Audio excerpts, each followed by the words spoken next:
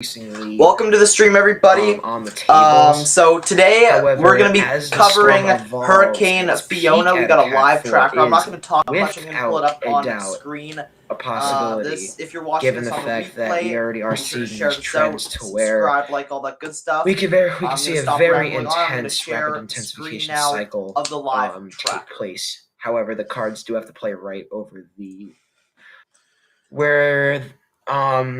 where there's the threading of the needle between the eastern Yucatan and the western Cubas, where we have the absolute prime sea surface temperatures and oceany content. So, yep, if the cards are played right, then I would expect it to peak at maybe 115 while it makes landfall in Cuba, and then Alright. She'll see. I wouldn't say 50-50, but I would say possibly 40% chance. Yeah.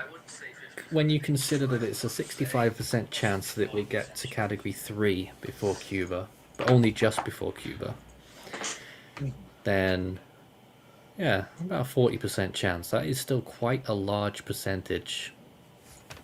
Absolutely. How likely is it that Tropical Depression 9, and I've lost it again, moves between the Yucatan Peninsula and Cuba? Will that cause explosive intensification? Well, that won't cause explosive intensification, but it could continue it if it's already started. The area that explosive intensification would happen would be in the Western Caribbean. As a matter of fact, Patrick, you have... I just want to give a shout out to a couple super chats. Jeez, this is really early in the stream for super chats. Thank you guys. We got Officer Steam with $1. I appreciate that. Thank you so much for that. And we got Queenie with the 2. It says, hope this works. Much love and freedom, Tyson. Thank you so much for the 2, Queenie.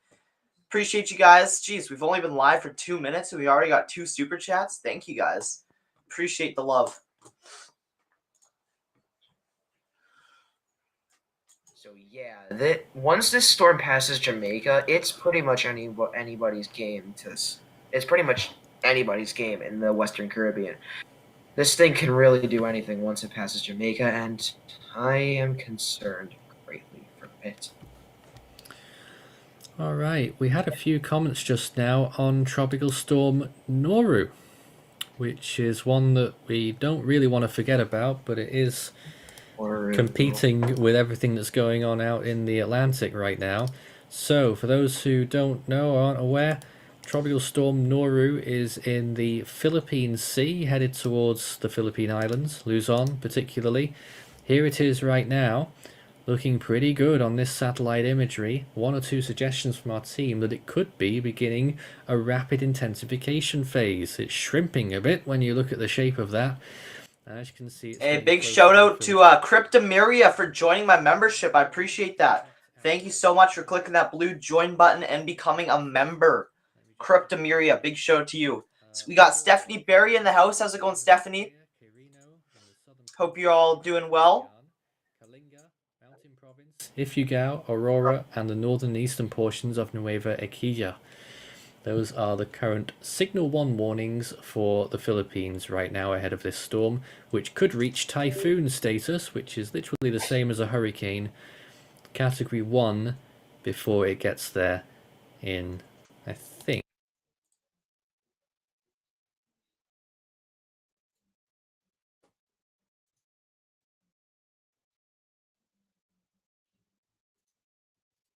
Alright. I'm not sure if the audio just cut out. 1 sec. However, we'll have plenty of time to talk about that better now. after Fiona passes by later on in the evening / tomorrow. We'll have plenty of time to talk about that. As for right now, let's return to the main event, and that is the anticipated landfall of Hurricane Fiona, or whatever's left of it. Look at that massive gap when you look to the south side of it. Massive amount of dry air there. Clearly post-tropical now by this point. And getting ever closer to reaching land, we believe. Hey, shout out to Queenie. Has been a member of my channel for 4 months. Says Super Chat wasn't working and did, so keep it up. Thank you so much, Queenie. The outer rain bands of this absolute monster of an extratropical cyclone is already making impacts, and I've measured from that spot. Nathan, if you want to do a conversion for me, I did about 106 or 105 miles from the absolute closest point, which if someone could do the kilometers conversion for that, which would be 170, very close to what I've got. 170 kilometers. Fascinating. And if we were to bring up some of our, once again, the historical perspective there, those are 7 of the strongest storms to strike either Nova Scotia or Newfoundland, all category 2s or higher. The only one that was higher was Luis, was a category 3 equivalent, although it was extratropical. Fiona will strike, we think, very close to the 4 marker there. That's Helene's landfall point in 1958. And we think it will have winds of around 105 miles per hour at landfall, making it only the 8th storm to make landfall in Atlantic Canada with winds of over 100 miles per hour. Which I reckon is quite a statistic when you think about it. When you think that even Dorian couldn't manage that, nor could Larry, nor could Igor. Guys, I'll be right back. Just gotta go say hi to my mom. One of the more well-known names in recent years. None of those managed to make landfall at this intensity that Fiona looks like it's about to achieve. Once again, latest satellite imagery. I don't think Sable Island is marked here. I can't see it, and it's passed over it now, the center.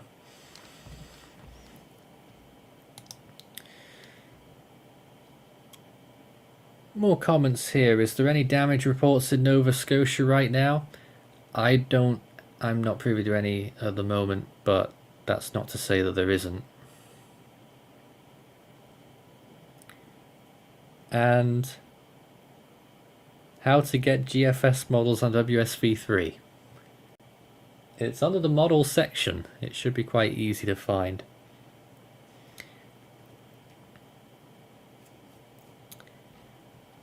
Alright, so I'm just trying to find some more comments right now, but if you have any comments or questions for us, start your message with Force 13 all in text. We're sort of in a little bit of a lull whilst we wait for the big dump of updates from the National Hurricane Center soon. They'll be updating on 5 separate storms. What we have... well, actually, we'll take you through all of the Atlantic storms right now, once again. So, first of all, this, of course, is Fiona. Let's get the latest image. Just got to do a refresh on this. I'm just going to refresh on all the others as well. So there's the latest imagery on Fiona. Look at that mess. And actually, when you look at this image, it's quite clear to see where the center of the storm is. Patrick, are you seeing this? Let me pull it up real quick. Let me pull up your, what are you looking at exactly? I'm sorry. On the stream right now. Are you able to catch that? Yeah, let me just You can see the little blue areas of low cloud cover, and that is right where the center is. So this imagery helps us determine more where the center is, and it's further away from I'm back, everybody. Officer Steam, thank you for your for another super chat with the 2 says hi. How's it going, man? Appreciate the super chats on today's stream. Oh, I definitely see that. That is... I've been noticing that it's shifting more westward towards Halifax. So, by current estimates, that's further than we expected. It is still getting quite close, though. It was around 200 kilometers from land, so that adds 25 on to what we thought it was. Guys, I need you to share the stream out as far and wide as possible. This is groundbreaking, and a lot of people need to know about this. This is possibly Canada's biggest hurricane on record. So share this out. And of course, my heart goes out to all the families and everyone affected by this hurricane. Power outages are being reported In Nova Scotia. Last night checked, there could have been upwards of maybe over 60,000 from the last time I checked, which wouldn't surprise me at all. But I think those numbers are going to skyrocket, honestly, once it makes landfall. Totally. And still anxiously waiting for the 11 p.m. advisory. Yep, we certainly are. Here's a look at Gaston. It's been completely sheared off. You can see the centre of circulation there passing west of the main islands of the Azores, but the convection is miles away at this point on the other side of the islands. So they're clearly going to make Gaston a much weaker storm. Looks awful. Here is Tropical Depression 9. But we're pretty sure that they're going to name it Tropical Storm Ian very shortly. Breaking news. Tropical Storm Newton advisory has come out. Wow, they were early there. Tropical Storm Newton is southwest of the Sirocco Islands, maintained at 45 miles an hour with a minimal central pressure of 1,003 millibars or 29.62 inches.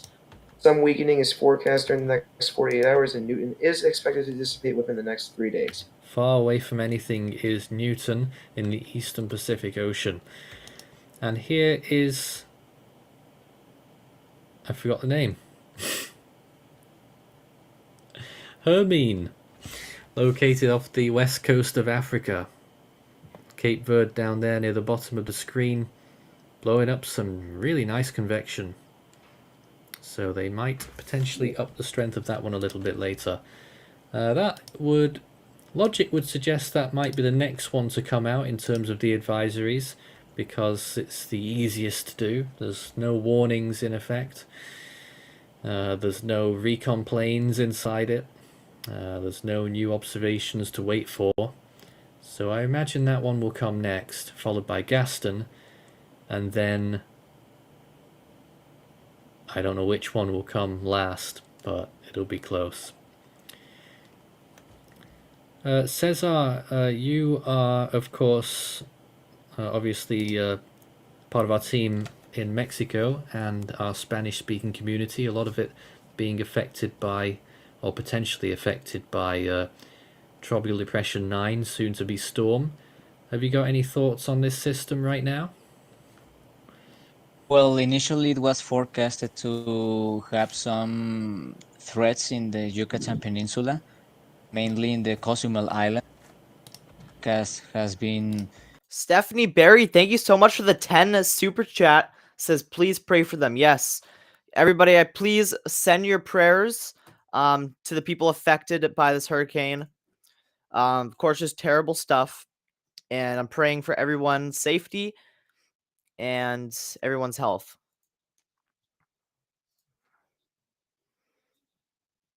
Territories are still... Well, I think they are going still to have some danger in those places. Because at this point it's expected that Tropical Depression 9,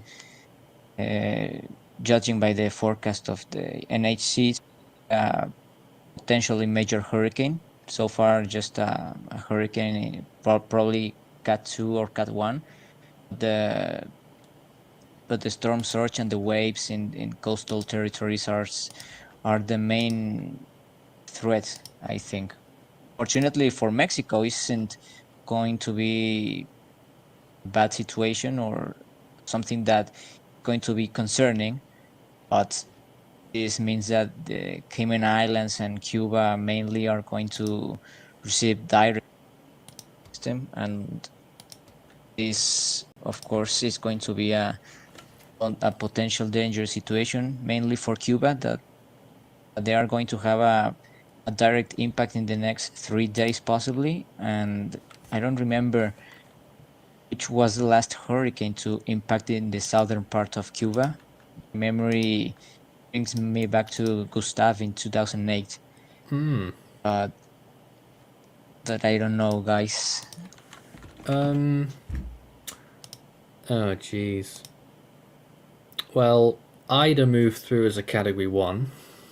Oh, no. I don't remember that actually made Yeah. landfall in the southern part of Cuba. Western. Wow. It did make landfall against Brazil. But last major, I highly doubt we'd have to go back to 2008, but maybe. I can't think right now. Western Cuba. In the southern part of the western Cuba, yeah. Probably it was Gustav. I mean, of course, the National Hurricane Center so far maintains it as a category, as a hurricane status below major status. But since rapid intensification has quite a bit of possibilities, well, not a bit, but some mild possibilities. Mhm. All right, I'm gonna switch the feed. So 1 sec.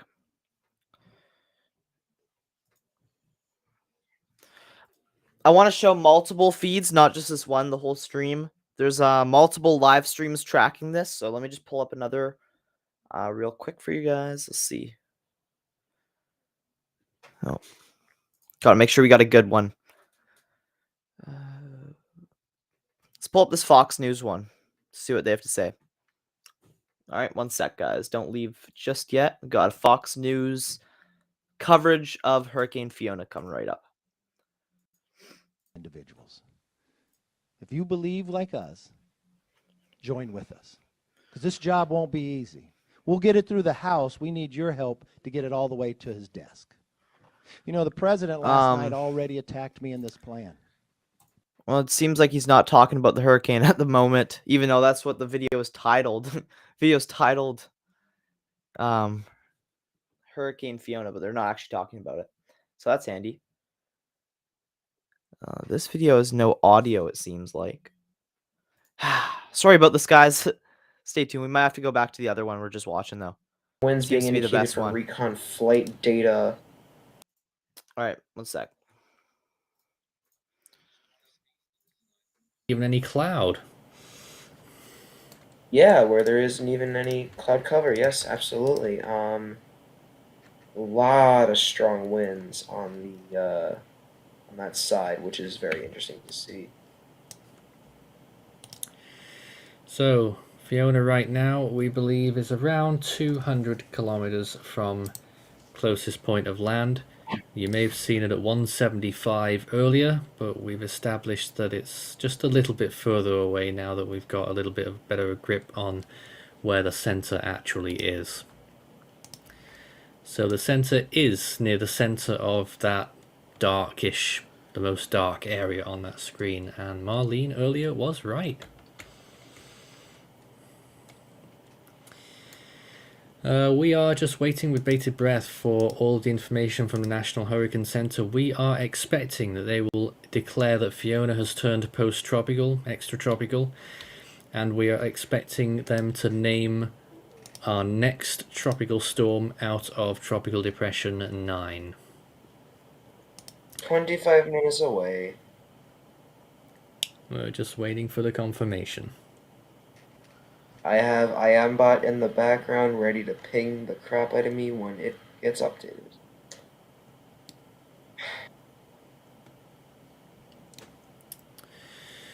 Yeah, we're seriously just... there's an update on Gaston right now. They are going with 60 miles per hour, a pressure of 999, and post-tropical in 24 hours. I think it could be sooner than that, the way it's looking.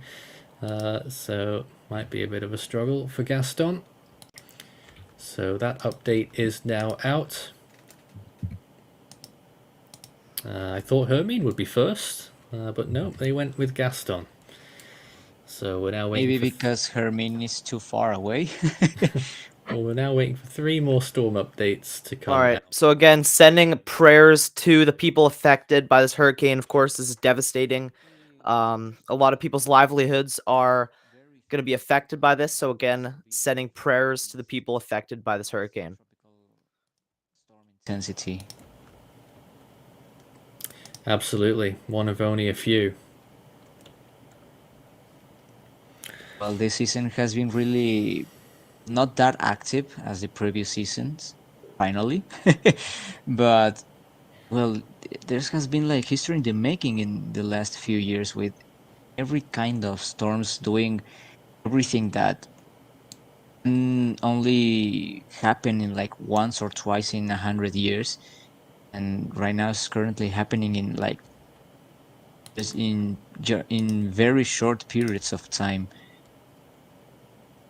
These are really interesting. I don't know if it's called like coincidence or just it's a cyclical event that never happened or registered before, and just it's happening right now. Breaking. Tropical storm Noru now at 50 knots.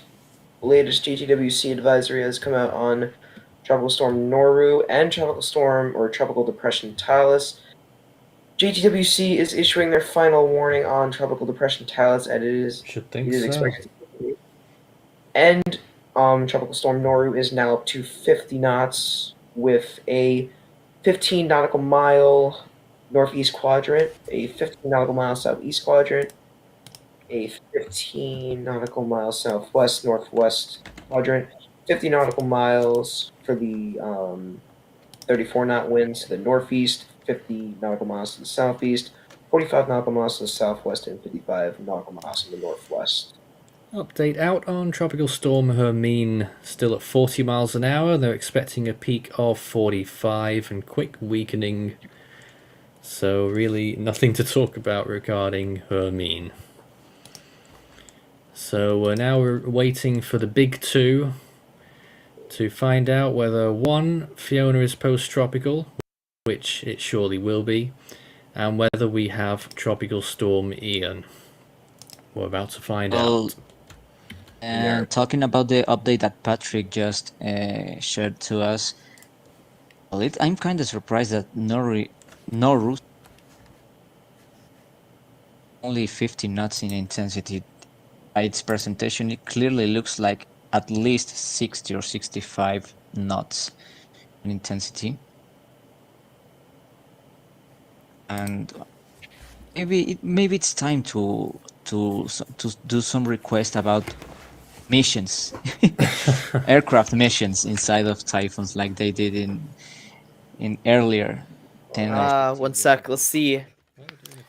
Eric says, "Can you forecast Cavendish PEI for this night? The wind is picking up here. I'll have to look into that for sure. I'll pull up a forecast maybe later on. We'll keep this running for a little bit, but yeah, maybe later I'll pull that up for sure. I'll have to look into that. I haven't heard about that. Is that part of the same hurricane? Cavendish PEI. Okay, I'm gonna Google that right now. The latest GTWC advisory and per the latest JTWC cone. This will not want to upload for me, so unfortunately I'm not going to pull up that for you, but I believe I did see a maybe 70 or 80 knot peak. Latest observations right now from satellite suggest that Fiona is now 172 kilometers from the closest point of Nova Scotia, so those kilometers are creeping in once again. It is getting extremely close now. The main core of the storm is about to reach Cape Breton, and I still can't quite tell whether it's going to miss or not. I think it's going, the way it's looking now, I reckon we're probably going to get a landfall right near the eastern tip, and that means that we will probably get, I'm just looking at some of the places here. My tip right now will probably be Louisbourg,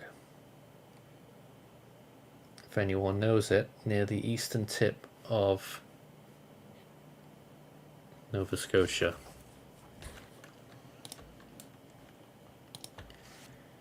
Coming soon. We're expecting landfall probably within the next 3 hours or less.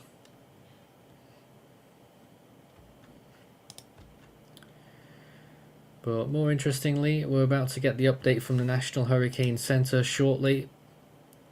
We expect that they'll declare it a post-tropical cyclone. We're sort of transfixed on that right now. There's not really anything else we can talk about until we get the update. But maybe Ethan has a different idea. Anything you'd like to bring up right now?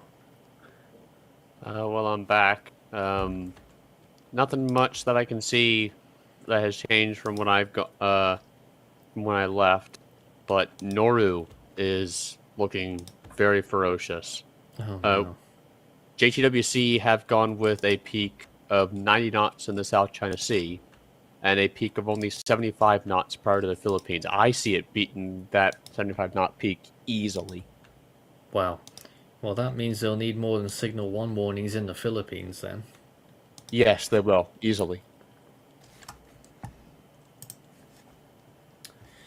I imagine that will be the main body of tomorrow's coverage then, along with Tropical Depression 9 and what it will become.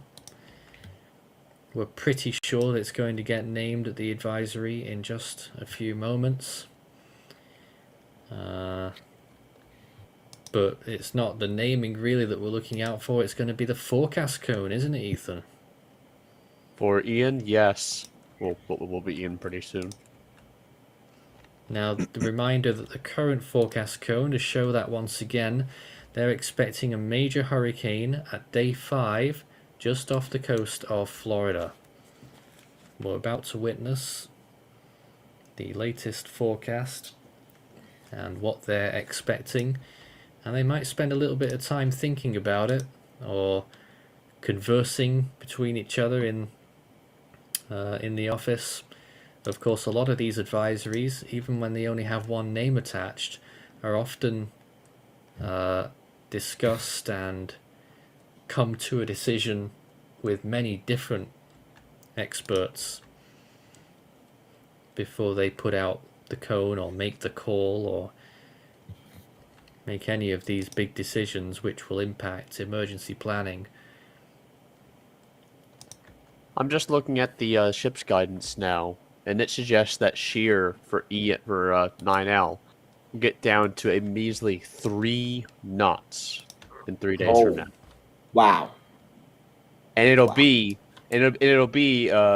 10 knots or less for the better part of 3 days. Oh, geez. That is insane. Jesus. Wow. That is prime for strengthening. Absolutely. Just a question of how the storm organizes now, pretty much.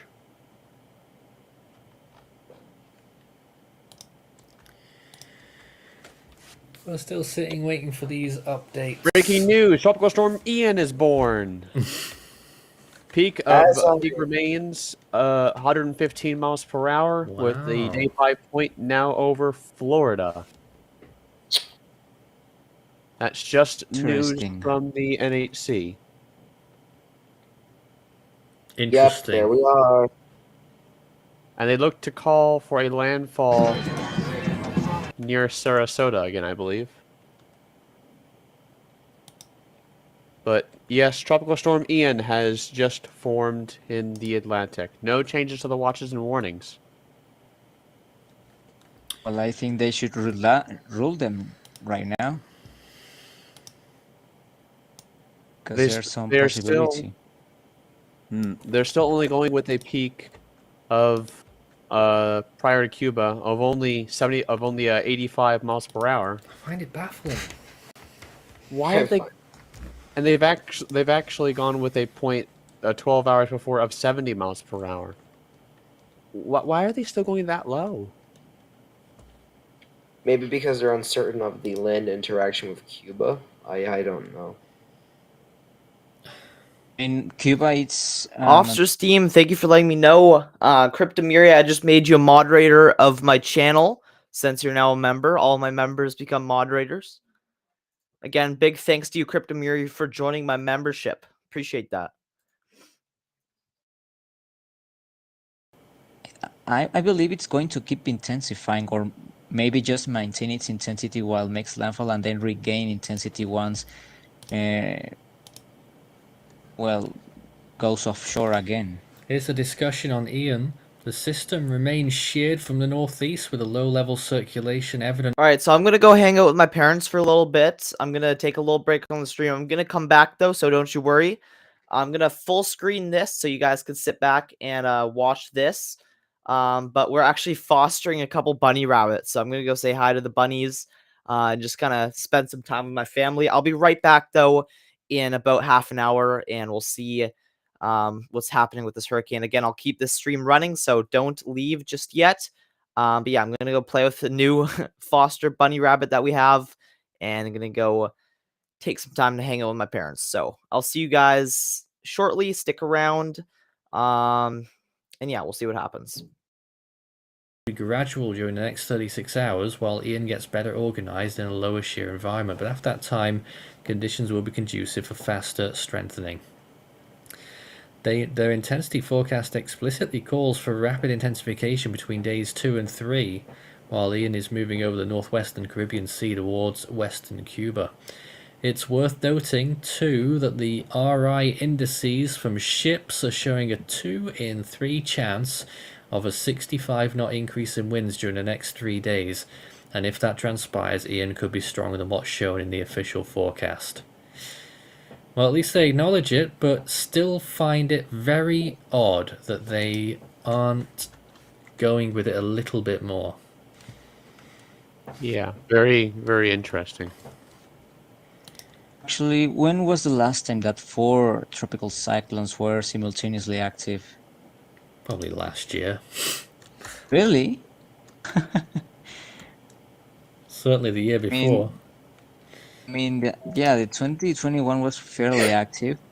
Well, really active to be honest, but 4 cyclones at the same time. I'm not sure about it.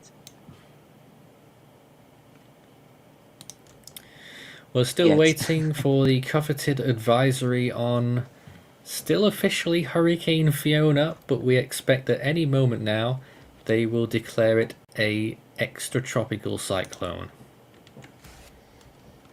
Because it clearly is one when you look at satellite imagery. Here it is once again, and its distance to land. The track forecast for Ian is identical to the last forecast cone. Wow. I'm shocked that they didn't shift a little bit west. I would have. Guys, I see something happened. Is that Walter? Yes. Good morning. Welcome aboard. Hello. Good morning. Or Good evening Ian. from here. And more news from Fiona's distance to land. We're now putting it at 143 kilometers from land from Nova Scotia, so getting really close now. And actually, the Cape Breton Island is probably going to receive the worst part that they'll receive of the storm in the next 30 minutes.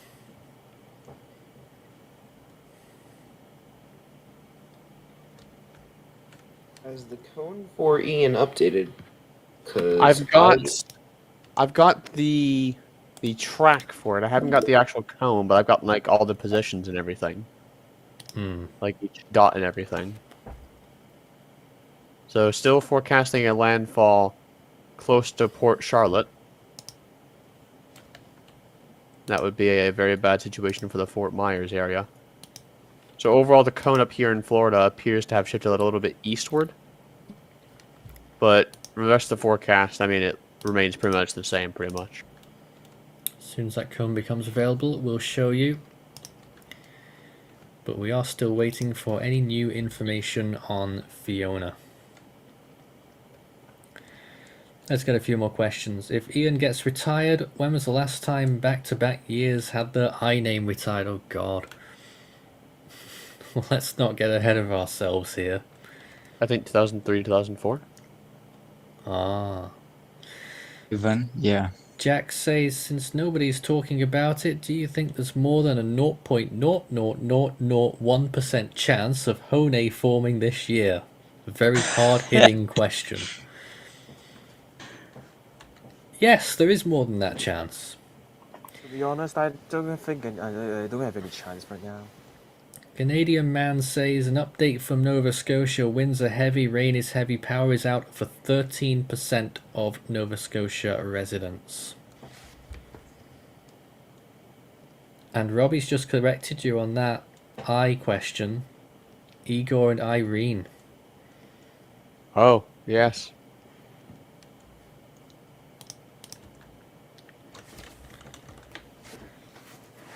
So, if you've just joined us, Tropical Storm Ian has formed in the Atlantic, and we'll be updating all of our graphics.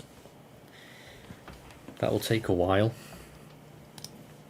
We're just waiting, before we do any of that, on the Fiona update, as it's turning most likely post-tropical, and they will note that in the update. They must be having a really long think about this, though, before they put out their update. I guess it is a tough call as to what wind speed you would put it at now, Ethan. What do you think? I haven't got a clue. You haven't got a clue. Any other takers? I would say 115. But if it's still at 125, Say 110. if it's still at 125 when it goes extratropical, I'm going to lose my mind. How it can surely storms can't. get that strong in higher latitudes that It's don't... really strange to have a major extratropical hurricane. Fiona is Since post-tropical now. Mm-hmm. Updates There out we go. 105 miles per hour, 933 millibars. What? Whoa. Check that wind and pressure relationship out. Hmm. How is the wind speed? Sorry. 105, 95 knots. Actually, no, not 5. 95. Or actually, 90 knots. So, no changes in the warnings there either. We'll update our graphics when we can. But considering I have to do it personally, that might take a while. Hurricane Fiona, well, not hurricane anymore. Post-tropical cyclone Fiona. I mean, how do I even write it? Extratropical storm Fiona, I would say, probably. Extratropical hurricane Fiona. No, 105 miles an hour, 933. Have you ever seen such a wacky wind prep? But that happens in Well- the extratropics, though. Huh? Means there hasn't been 4 active hurricanes or tropical cyclones simultaneously active. The last time was 2020. Some guys in the comments just confirmed it. But it was longer than that.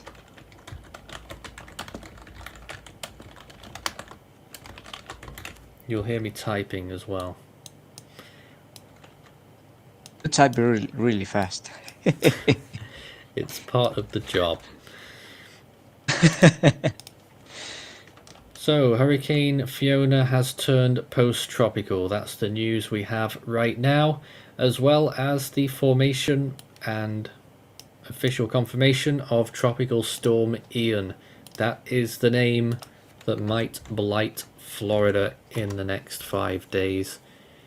Expected to make landfall there as a major hurricane. Do we have the new cone? Let's see. There it is, the new cone. And it is pretty much the same as the last one.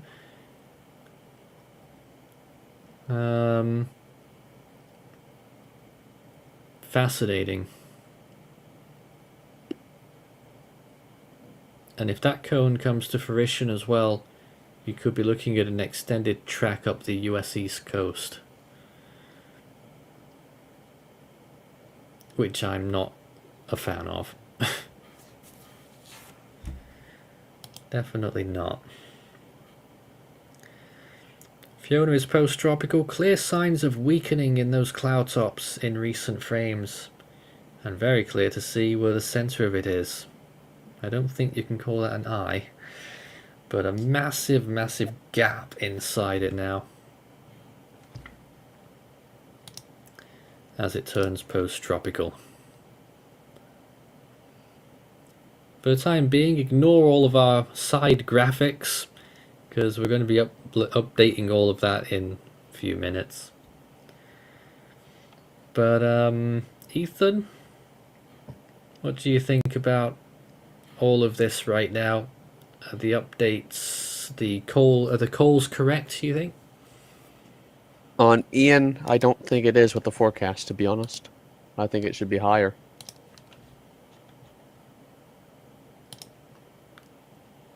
Anyone support the National Hurricane Center with that forecast?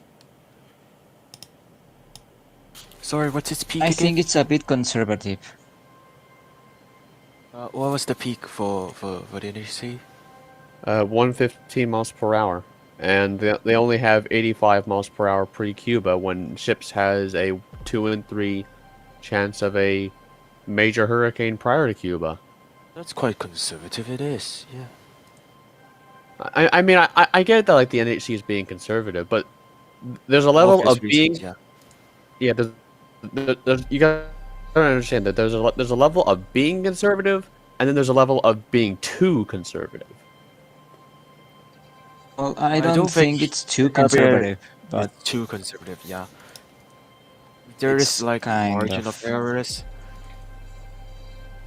To be honest with you. And the thing and is, if it doesn't you know, get major status, the H-Wolf sorry, didn't- Walter. I mean, the H-Wolf didn't even put Ian into major before hitting Cuba. H-Wolf puts. It has in it previous runs. after it hit Cuba. So yeah, I don't know. There is margin of error, but the peak should be higher. I think could be higher. I would put it higher. But right now it's 115 seems alright, conservative, but should be higher. It is what it is. A hurricane is on the way from Tropical Storm Ian, and a hurricane has arrived, although it is no longer a hurricane anymore. Post-tropical cyclone Fiona, about to make landfall in Nova Scotia. We're going to continue here for one more hour of coverage tonight, and then we will wrap it up at the apt time of midnight Eastern Time. Until then, we're going to take a short break here. We'll be back in just a couple of minutes. Stay tuned.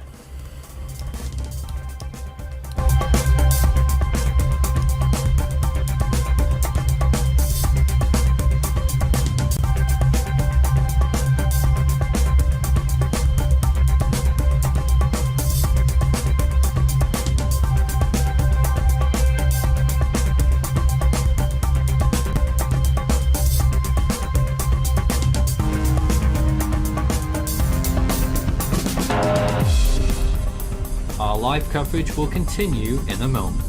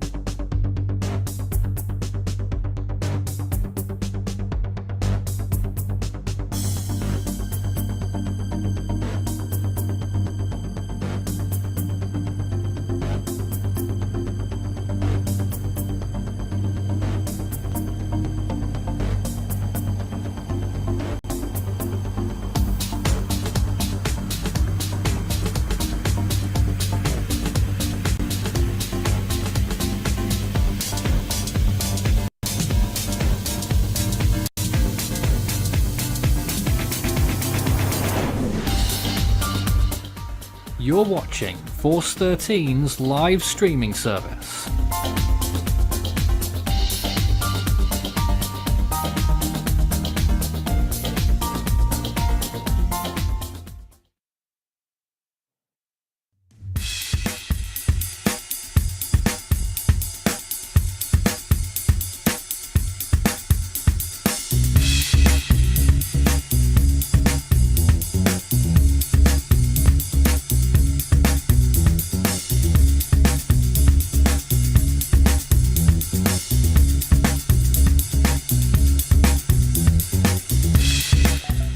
So, Tropical Storm Ian has formed in the Caribbean Sea, and Hurricane Fiona turns post-tropical, with its landfall possibly imminent in Nova Scotia, drawing very close now with winds of 105 miles per hour and a central pressure of 933 millibars.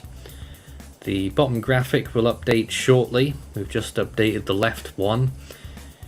And Ian, of course, being the one to watch as well in the Caribbean Sea, which could rapidly intensify as it approaches Cuba, and then on to western Florida, where it could make a Category 3 landfall. That's currently being forecasted by the National Hurricane Center.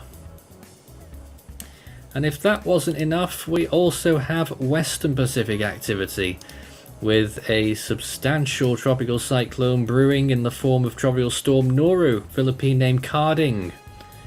Good morning to viewers over there near the Philippines, as there are Signal 1 warnings in effect there as well. It's all going on tonight. But right now we're mainly looking at Hurricane Fiona, or what's left of it. Extratropical Storm Fiona will be its official name now, I think, as it approaches the coast of Nova Scotia. Last we saw it was 143 kilometers away, and those miles and kilometers are ticking down fast. As a matter of fact, let me just check the latest estimate. It's very hard to get an accurate estimate now.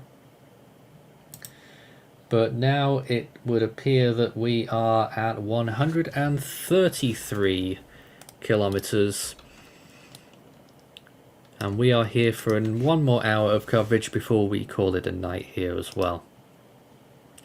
My name's Nathan Foy here in the studio, and we are joined tonight by several people. We have Tim in the background, apparently working on some background stuff, whatever that might mean. Ethan is with us, Patrick, Marlene, and Walter. Hello to all of you. Oh. Who would like to begin to tell us the latest in this saga of Hurricane Fiona, now Extratropical Storm Fiona?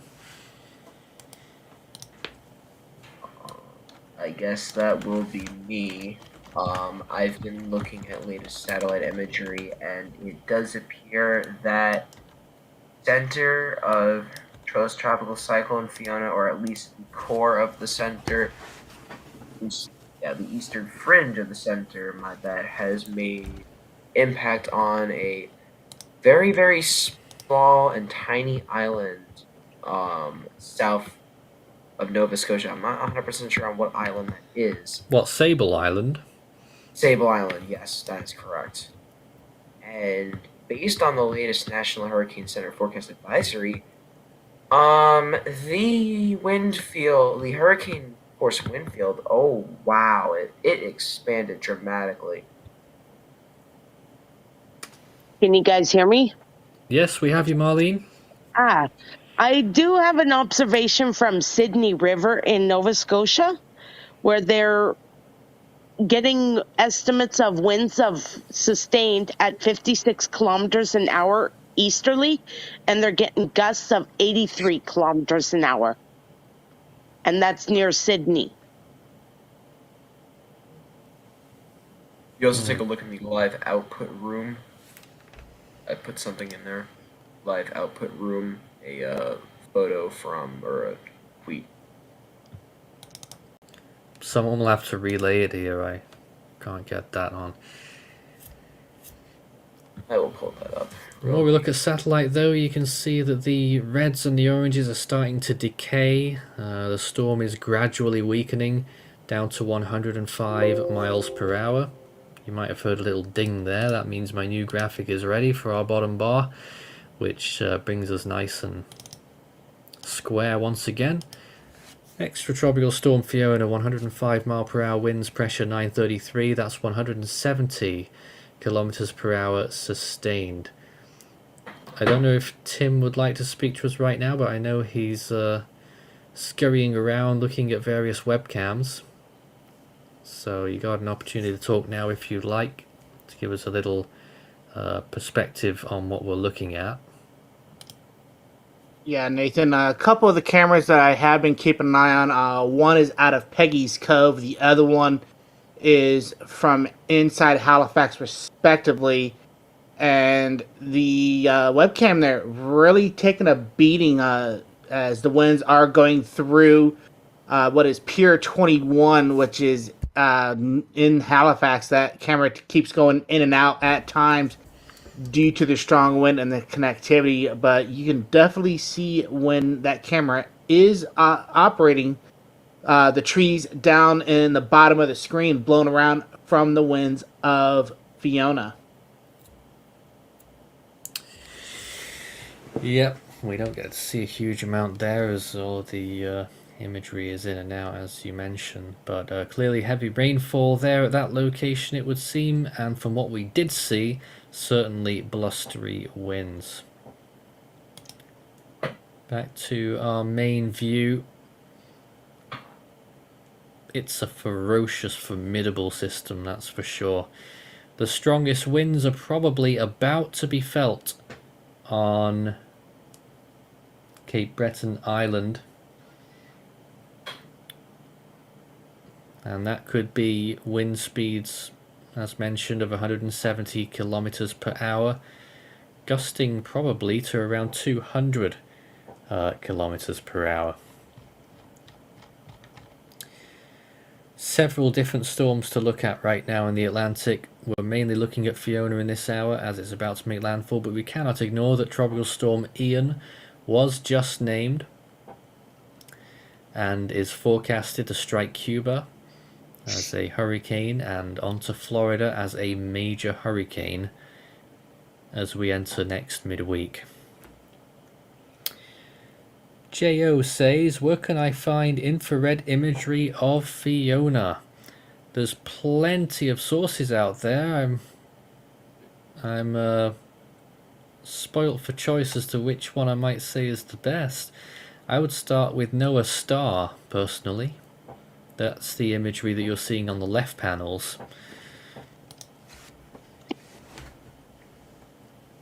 Star is nice. We also have Real Earth from Westwell, I believe. And they all have their pros and cons as well. Oh look, there's some radar too. That's really important. We've not seen enough radar imagery.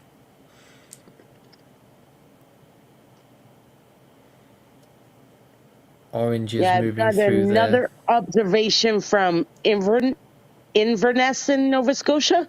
They're getting sustained winds of 53 kilometers an hour facing north and getting gusts of 79 kilometers an hour. And that's on the Gulf of St. Lawrence side. Yep, we can see it there.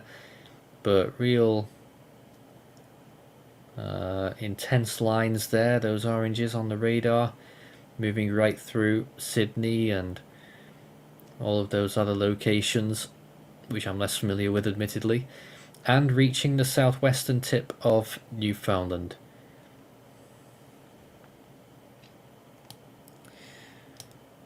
Loads of things to track right now. Did a direct landfall on Sable Island too. I think it was, yes. I think it quite possibly was a direct landfall on Sable Island. I wonder whether it was technically still a hurricane at that point. Yeah, it would have been on the razor's edge. We'll have to see what post-analysis says, I guess. Start your message with Force 13 all in text for live Questions and answers. Hopefully we have your answers. It will light up for us on our YouTube chat. And if I'm not mistaken, I don't know if we're still live broadcasting on Facebook as well, courtesy of our streamer David. I've no idea whether that's still going or not. There were some comments earlier, I think. Do we ever recall a storm of this magnitude ever striking this far north? Well, we look at that historical perspective graphic, which I've shown a few times, and it's up there. It's going to be the 8th storm in history to make landfall with winds of 100 miles per hour or more. I cut someone off earlier. Who was that? Should be me. If you don't mind, I got some reports based on the airports around Nova Scotia. Basically, if you don't know, there's a thing called META, which stands for Meteorological Aerodrome Report. It basically is a report that is based on the airport, or I mean, an airfield. And I've gathered some airports around Nova Scotia and gives us this. In Halifax, the winds were blowing at 26 knots, gusting 43. In I think there was Port Hawkesbury. Winds were 18 knots, gusting 36 knots, actually. Wow. Just updated. 18 knots, gusting 38 now. I thought they'd get higher there. Well, the thing is, Meta doesn't record anything too much. Well, to be honest, I can't find the report at Sable Island because I believe one, it is gone. Two, it is, I don't know. I'll have a look. But in Sydney, the winds were much higher. It's blowing at 32 knots, gusting 46 now. Well, I'm on the weather, the Environment Canada one, and just for Sydney, Nova Scotia, the current conditions observed at 12 a.m. ADT at the Sydney Airport, winds easterly at 58 kilometers an hour, gusting to 85 kilometers an hour. We've actually got some more reports here. This is interesting. Oh, these are only wind gusts, but they're still high numbers compared to what we've heard so far. Sable Island, 68 knot gusts just now. And there's another location on the coast of Nova Scotia that actually got even higher. Let me just try and verify where this is first. Is that Halifax? There's a report at Hart Island, blowing 43, gusting 51. Oh, no, it wasn't And in Halifax, sorry. Beaver Island. Oh, no, I mean in Halifax. Let me take a look at Halifax if you want the report. In Halifax, it was 26, gusting 43. Yeah. In the coastline, in Beaver Island, it was much higher. It's 60 knots, gusting 76. There's a wind gust of 76 knots reported somewhere in the vicinity of Spry Bay, which is near Sheet Harbour. 76 knots. That's a wind gust. Try and see if there's any other noteworthy. Well, I got confused with Halifax earlier. There's a 46 knot gust there.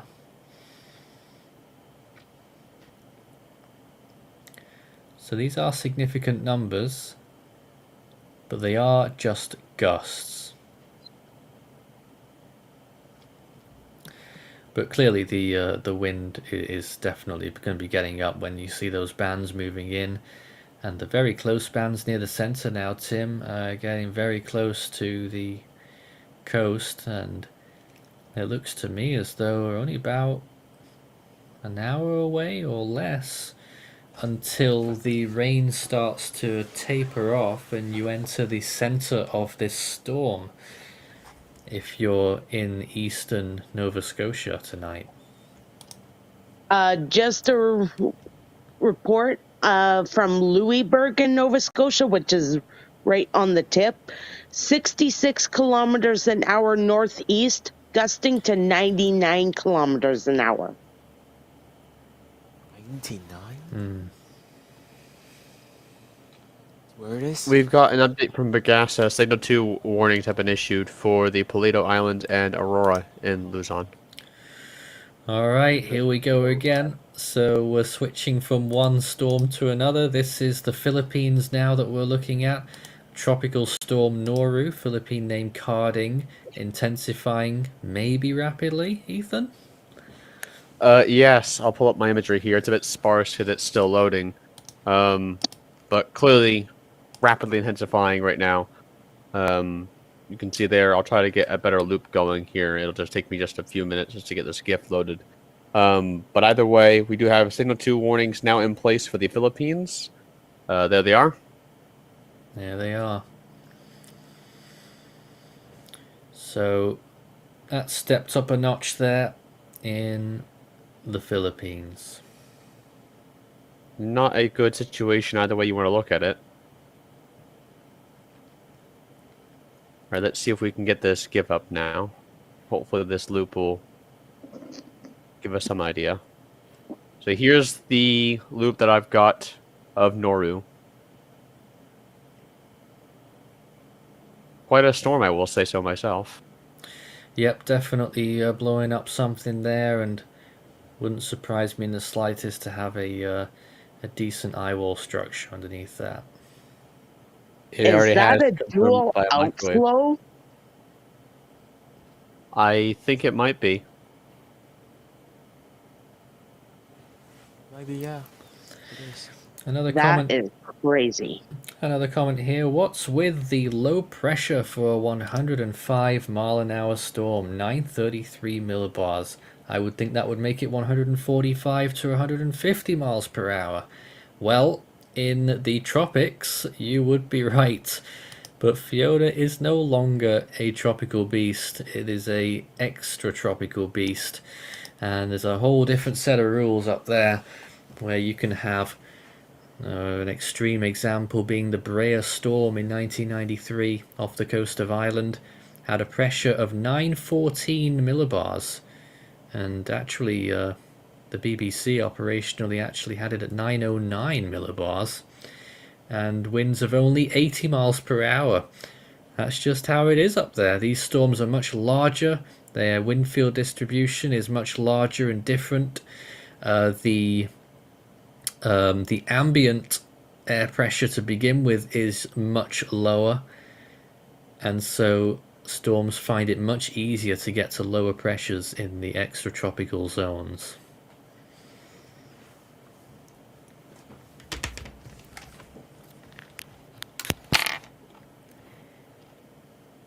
Once again, if you have more questions for us, please send them in live. We're just really watching this event unfold. It's getting very late in the night now, and conditions deteriorating clearly, but the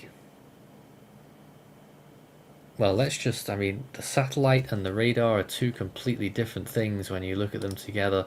Let's go back to Timothy's imagery and take a look back at that radar. Once again, you can see where the center of the storm is starting to appear. And already in Sydney and eastern tip there of Cape Breton, you're already starting to see that rain lighten up. Still a few little bits to get through, but shortly it looks like you'll be in the middle of this storm, and just shows how disjointed it's looking now when you look at that radar presentation. Not very good. And I would say possibly that on that western side there, all of that rainfall was probably earlier on the eastern side when it was losing itself. Probably was once the strongest part of a Hurricane Fiona. Now throwing itself into the central part of Nova Scotia, Port Hawkesbury area. Let's get some more comments. How fast is post-tropical Fiona moving? Let me see.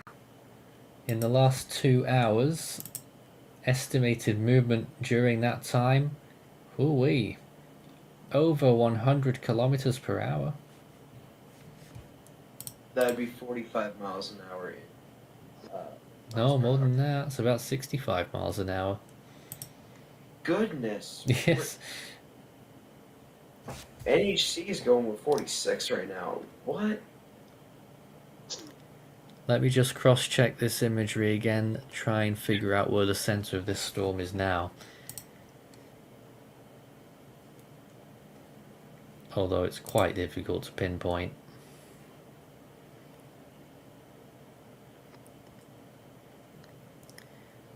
Once again, it's those darker areas on that image that is probably where the center is.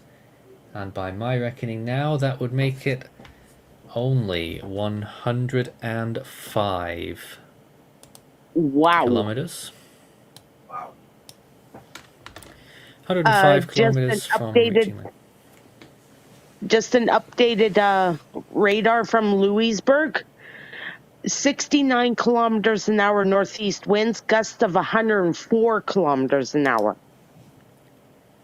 And they've got a pressure right now of 97.3 kilopascals.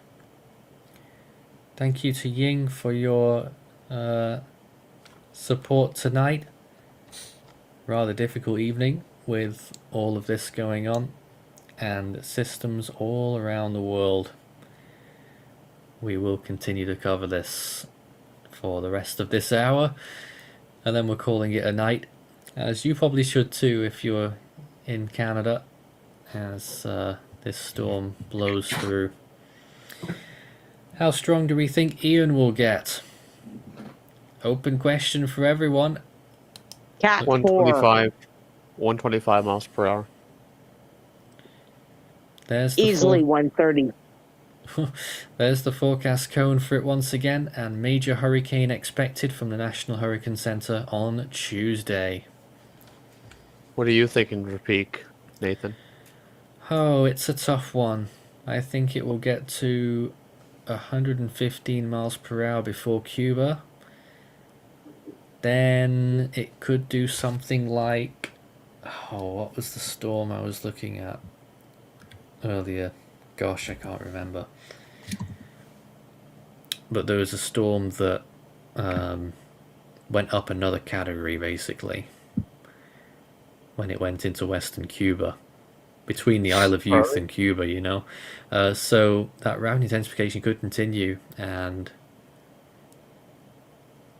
it's a tough call. Right now, I would say 130 miles an hour. It's a pretty low risk guess, that one.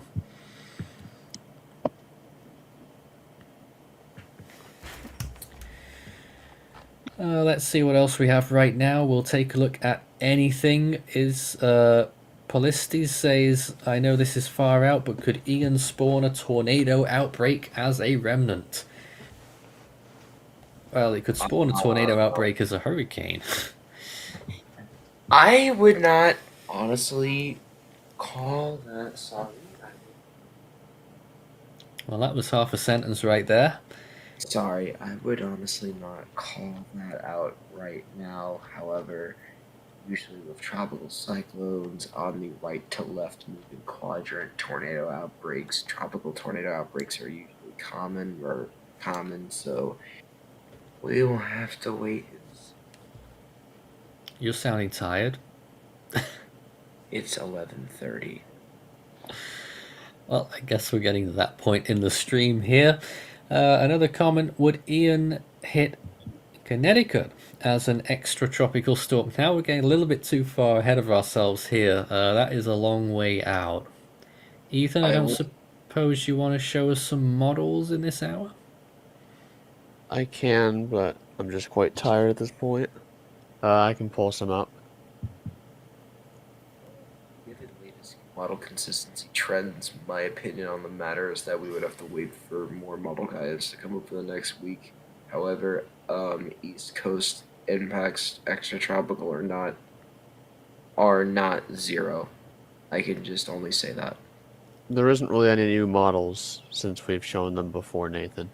We should show them again, though, because we've probably got a whole different set of viewers than we had then. I think we should at least show some stuff for Ian. Another comment there, can Ian become a Category 5? I'll never say never. Not zero. Non-zero chance. Everyone's so tired all of a sudden over there, Ethan and Patrick. I'd like to point out that here at Force 13 HQ it's nearly 4:30 in the morning. But anyway, Ethan, what are we looking at here? Is that the HWRF? Yeah, that is the HWRF. And weakens Ian a little bit. And then undergoes a center relocation. This is the 18Z run, so a new one is due shortly.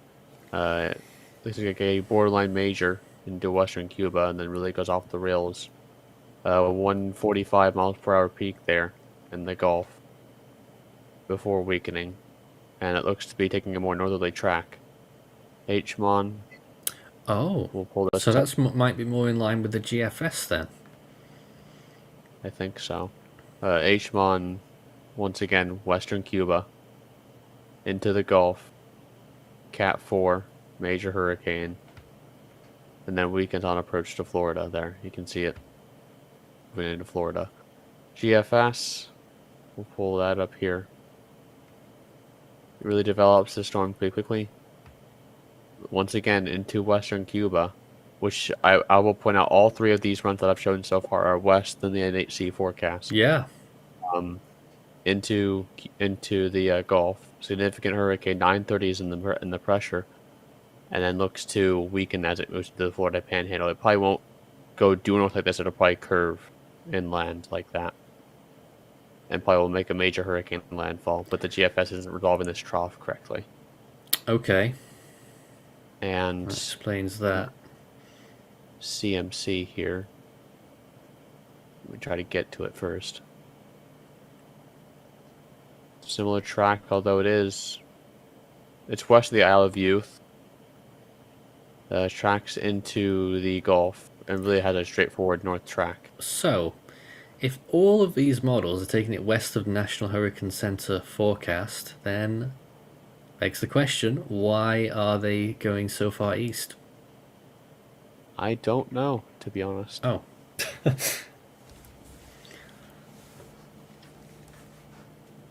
mean, model consensus is over here.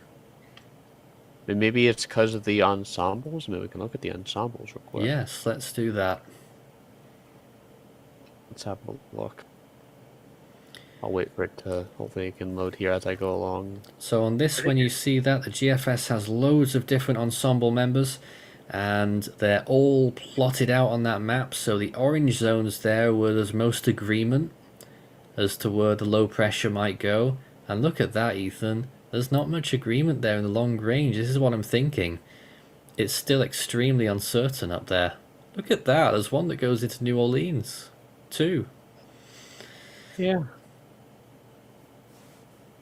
And then I think later on, yeah, more systems maybe. Long range shenanigans. And then here's the Euros. I think they're also accounting for the eastern outer lies, or the eastern coast. Look at the spread there. That's a wide spread. But the Euro also swings this thing across Florida. Which would be basically in line with the current GFS cone. Blimey. Ideally, you want to fit your cone inside most of those ensembles. Well, how far out is that? That's just past 2 days. 6 days. 6 days? Mm-hmm. So if you did a 6-day forecast, can you imagine the size of the cone on day 6? That would be preposterous. Preposterous. Good thing that we don't do those kind of forecast cones. Well, 5 days is still bad enough if you go back to the 5-day there.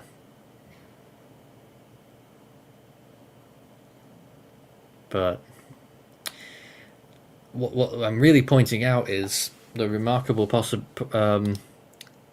the size of the disagreement between models there towards the end of that 5-day period. We're still really looking anywhere from Louisiana to all the way up the US East Coast. Shouldn't strike Louisiana, but a couple of ensembles do it. But the bulk of the consensus would be for the storm to make landfall in Florida, and that's what we think will happen. But there you go. Start your message with Force 13 all in text. We're here for another 25 minutes before we call time on our coverage tonight, as extratropical storm Fiona closes in those last few kilometers before reaching what looks like it's going to be a landfall now on near the eastern tip of Cape Breton Island. Let me try and decipher that map again and figure out a new position estimate. Hasn't changed very much, but now we're estimating, yep, still around 105 kilometers from making landfall. Let's go back and look at all of the Atlantic systems live. Here is Fiona once again. Let's just update these images. I mean, I wish we were, you know, superhumans and we would never get tired. We'd be able to do this coverage all day, all night. It'd be great. But there is Fiona and its evolution or devolution from hurricane status to a strong extratropical cyclone, still with 105-mile-per-hour winds. Hasn't really slowed down. A pretty straight track when you follow it closely, and getting very close to land now.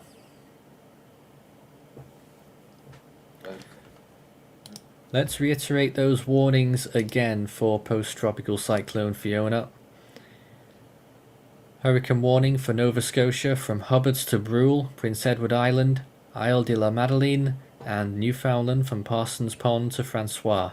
Tropical storm warning for St Andrews, New Brunswick to west of Hubbard's, Nova Scotia, west of Brule to Cap Madeline, Quebec, Anticosti Island, Sheldrake, Quebec to north of Parsons Pond, Newfoundland, Boat Harbour to Hare Bay, and Francois to St Lawrence.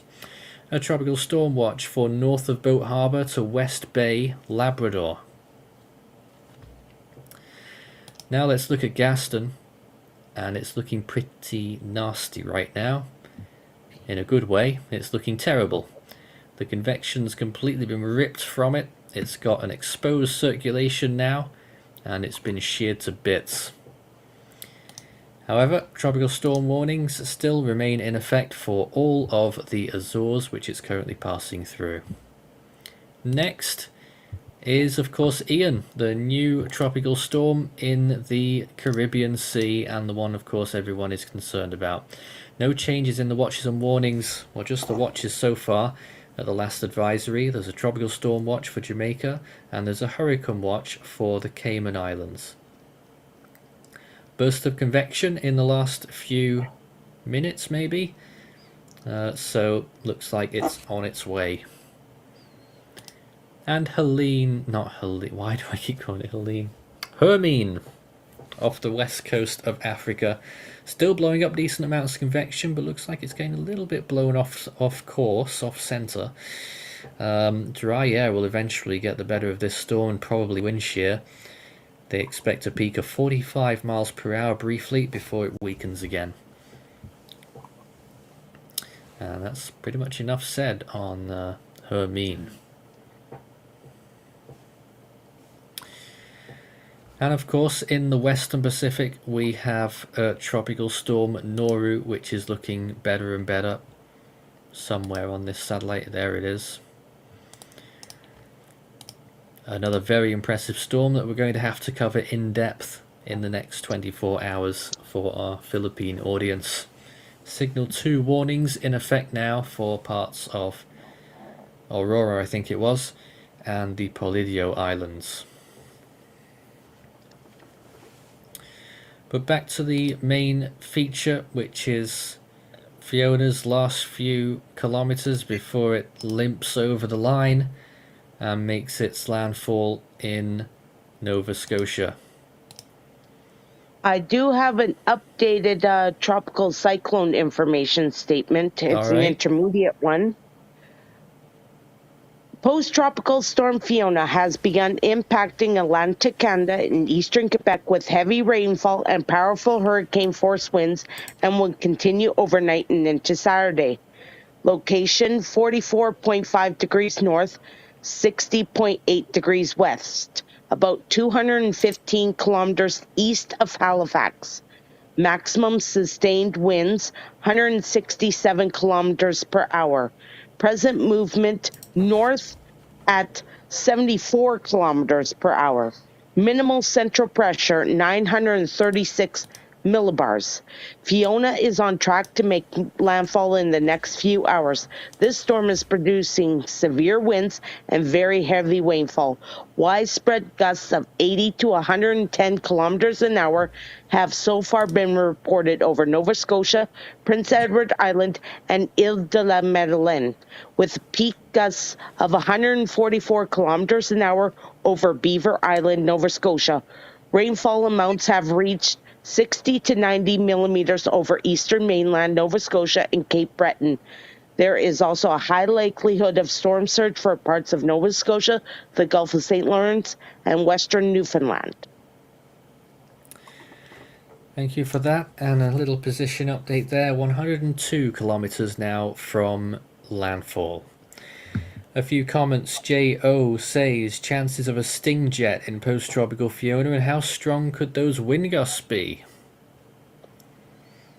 Well, we could be looking at wind gusts of still category 3 force right now, of over 115 miles per hour, getting near to 200 kilometers per hour.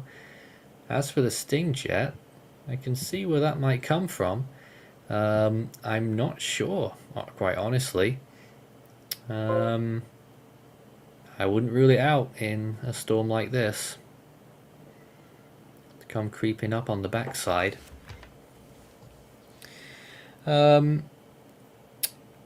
Ian struggle with any shear? Well, the thing is, wind shear is going to take a real tumble very soon, if not already happening.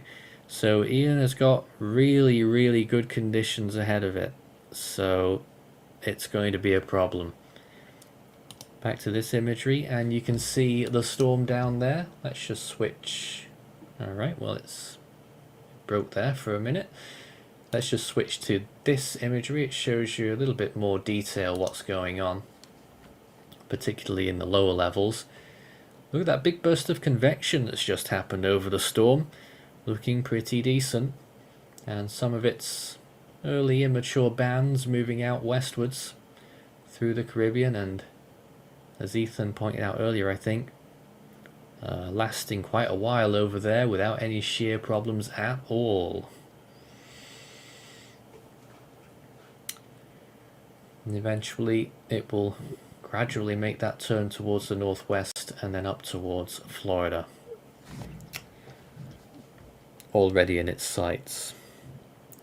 How much rainfall would Florida get from Ian? Decent question, and I would personally say right now that anywhere that gets the central core of the storm is possibly in for 20 inches of rain when it moves over.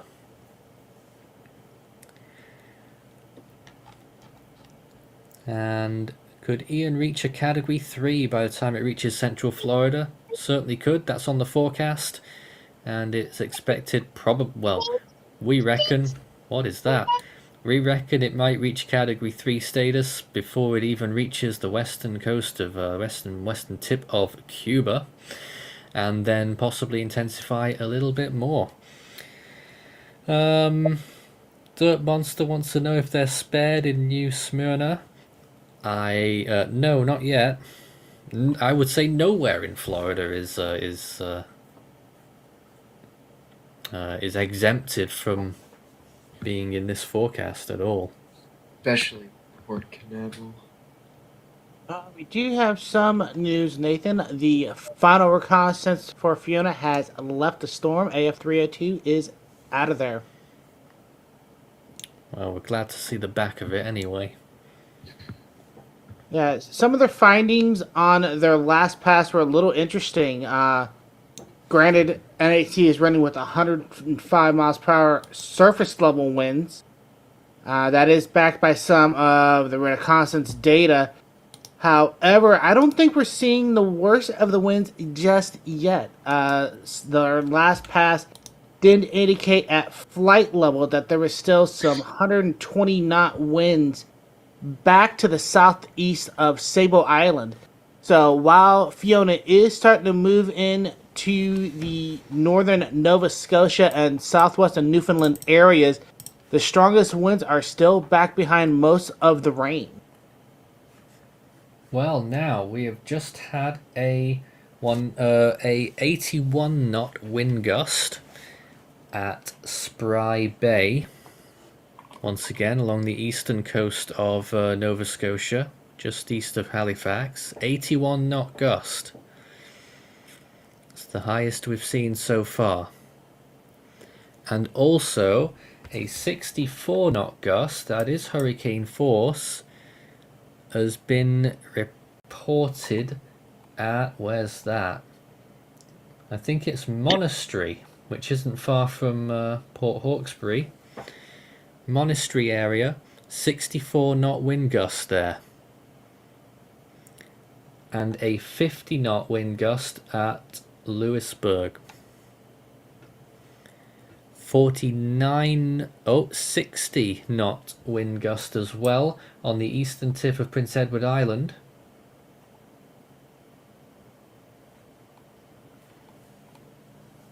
So quite a few places getting some strong gusts now. As for Newfoundland at this moment, the highest gust so far is 44 knots, and that has been reported at Codroy Valley. Also a 46 knot gust on whatever that small island's called, north of Cape Breton and Prince Edward Island, that other small island.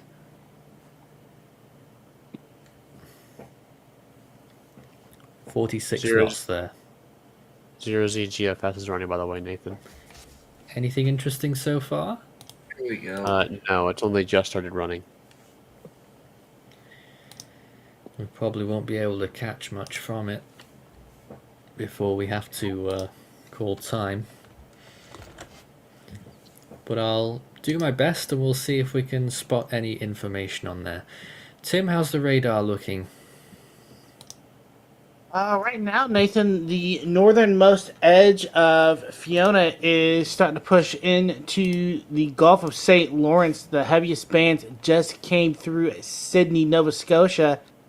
And you could definitely see on the reflectivity, Nathan, that some of that rainfall and convection is starting to really weaken probably in the last 25 to 30 minutes. A lot of those darker oranges we were seeing are starting to be replaced by lighter yellows.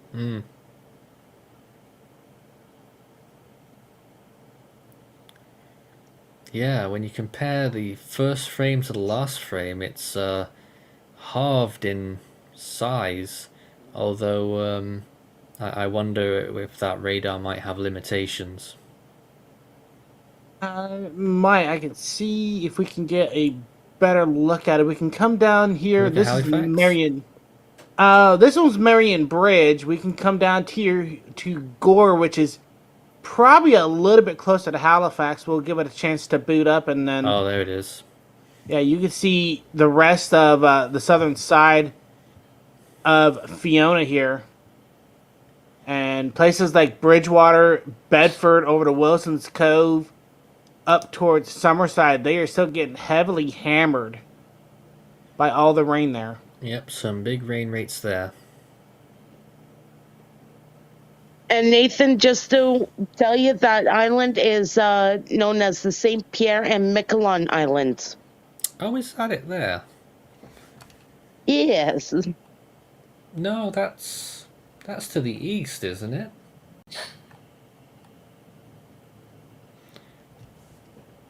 St. Pierre and Miquelon is off Newfoundland, is it not? I can take a look. We can pull up some Google Earth here and see what islands we have Sorry up there. about this, everyone. Yeah, and in the meantime, I'm also watching the GFS starting to come out.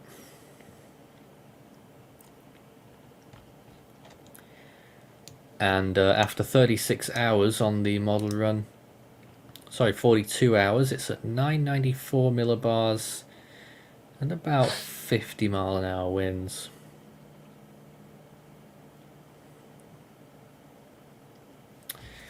Let's see if we can get any new information regarding Fiona's position from land.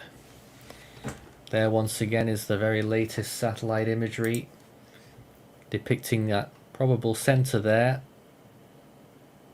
where the darkest colors are, and I've got to try and transpose that over to another monitor and figure out some distances. So yeah, now we would say at this point that this storm is 91 kilometers from landfall.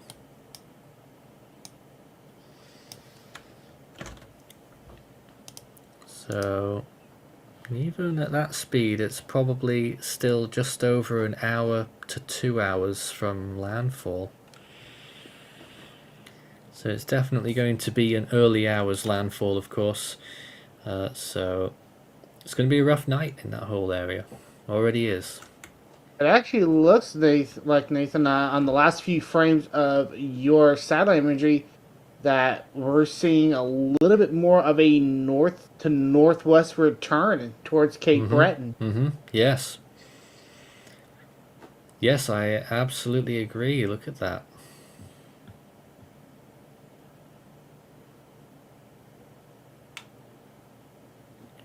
Could you go back to your west, further east radar? I just want to see if we can triangulate the very center here, looking at your radar. Because obviously when we get a radar center, that's even more accurate.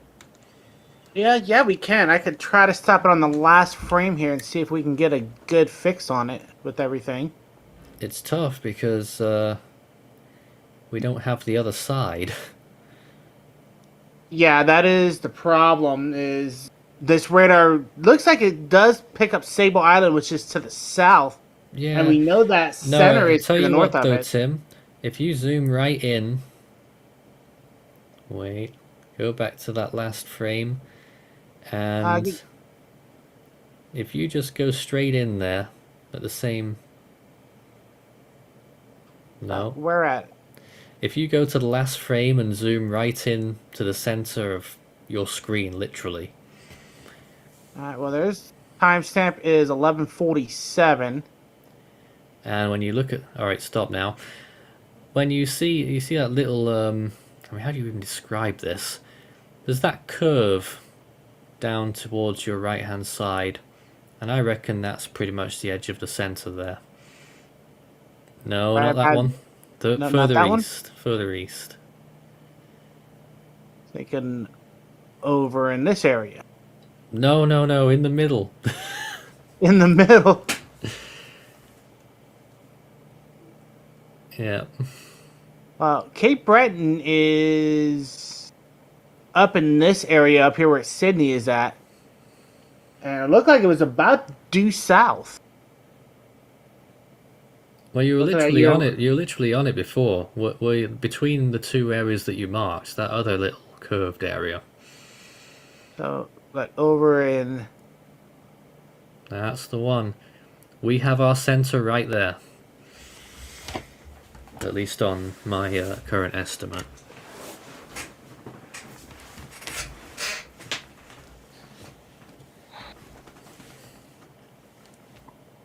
Yeah, that'd be about right, Nathan, because if it came over Sable Island almost going due north, and then starting to make that northwestward turn, yeah, that'd be about right.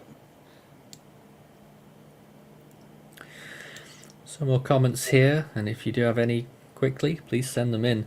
Why is I name storm always hit the US? The I name is a curse. No. Well, I guess it's just probability. By the time we get to the 9th storm, it's usually the peak season, and peak season usually favors US storms. What can I say? How fast is Tropical Storm Ian moving? I actually don't know myself. Let's check the National Hurricane Center cone, and it says 12 miles per hour west-northwest.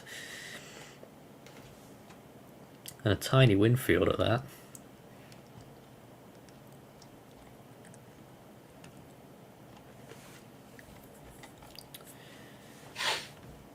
So that once again is that cone. And for those who haven't seen it, the Fiona cone, there it is. Size of that hurricane force wind field, quite intense.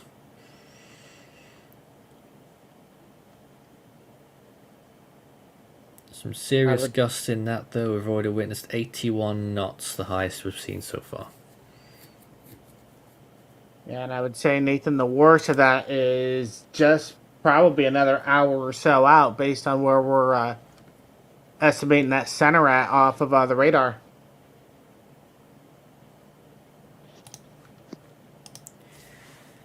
GFS model is out to 48 hours and depicts Ian at 987 millibars and 65 miles per hour. That's the start of rapid intensification, I think. Oh no, went from 50 to 60 in 6 hours there. Yep. So we'll see what the next images show.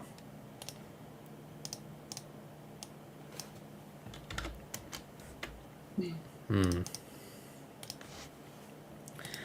me just quickly check if there's been any more gust reports. Just gonna have to check here.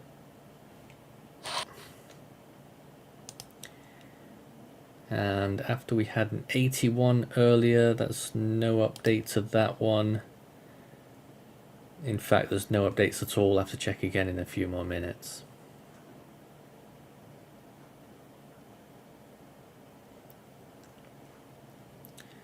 Just looking closely, a lot of places on Prince Edward Island though, around about 48 knot gusts.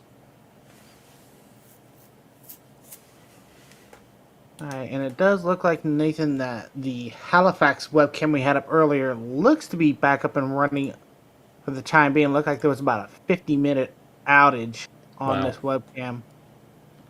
Probably due to the strong winds and everything that were going through there.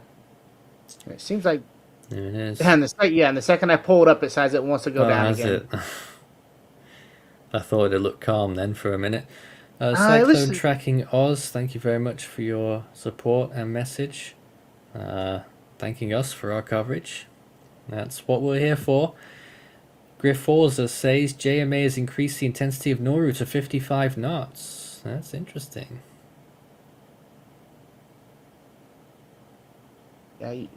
Yeah, I get the last...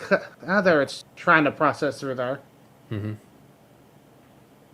It's still a little blustery. You can see down the bottom, some of the trees still blown in the wind there. Quite a few people in the comments talking about the power situation as well. People saying lights are on and off. Some people saying that they're off, that the power's out already. Nathan, may I interject?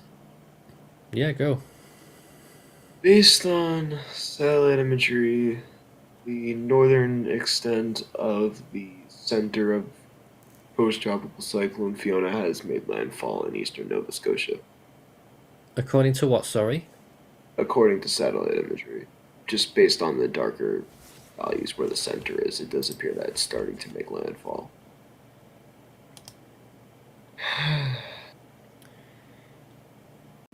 Well, yes, I mean... the clearer areas are making landfall. The actual centre of the storm is still a little way off. Not that it makes a huge amount of difference, of course. At this juncture, I think we're going to call it quits here. It's been a very dangerous storm, and it will remain so for a while longer yet. Fiona has been quite a ride over several days. Category 4 hurricane, less than 24 hours before it reached the coast of Atlantic Canada. Could you imagine if it stayed strong for a little bit longer? That would have been pretty insane. With 4 storms still active in the Atlantic right now, blimey, 4 storms. We're going to be very busy over the next few days with more coverage on all of those storms, and of course the Pacific typhoon. Potential typhoon, of course. It isn't there yet, but we expect that it probably will be soon. We'll be watching very closely for all of that activity. Subscribe to the Force 13 channel on YouTube. We do regular video updates outside of our live coverage on all of these storms as well. And you can follow us on our social media outlets on Facebook and Twitter. Search Force 13 all in text. If you enjoyed our coverage and would like to support our work, we have our membership scheme on our YouTube channel. And if you feel like you're able to help us in our live coverage, we're always looking out for those kinds of people too. We've never got too many people to help out with our coverage, on air and off air. Anyway, that's it from us here. Thanks very much to our team tonight, who have worked extremely hard throughout this whole event. Of course, things aren't over in the Atlantic Basin and beyond, and they'll be back working hard across the weekend and the week to come. From us here at Force 13 HQ tonight, that's it. Stay safe and stay well, and don't do anything dumb. Take the necessary precautions, and we'll see you on the other side. Have a good night.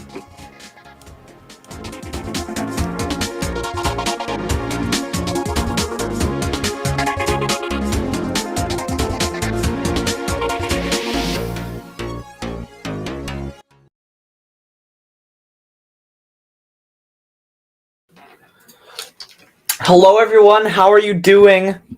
I just had this stream running for a little while. I'm starting to wind it down now. Just been hanging out with my parents, like I said before I went on my break. We're adopting a couple bunny rabbits for the weekend. So we're looking after a couple bunny rabbits for the weekend, and I'm just kind of hanging out with them, having a good time. So that's why I wasn't on the screen. I'm getting ready for bed now. I'm probably going to leave the stream up a little bit longer because it's important information that you guys need to know of. So I'll keep the stream running maybe another 20 minutes, but I'm not going to be on the screen. I just want to say a big shout out to everybody watching. Jeff Stanley, how's it going? Melissa's Freedom, welcome. Hope you're all doing great. Hick Boy, shout out to you. Thanks for watching. I saw Trish was in here. Big shout out to you, Trish. Thank you for watching. Yeah, thank you to everyone. Please hit that like button and share. All that good stuff. And, oh, looks like that last stream ended, but another stream is up. Now this new stream doesn't have audio, but I'll keep it running anyways. That should be good. All right, I'll keep the stream up for another 20 minutes, and then I'll probably log off. So take care, everyone, and I'll see ya in my next video.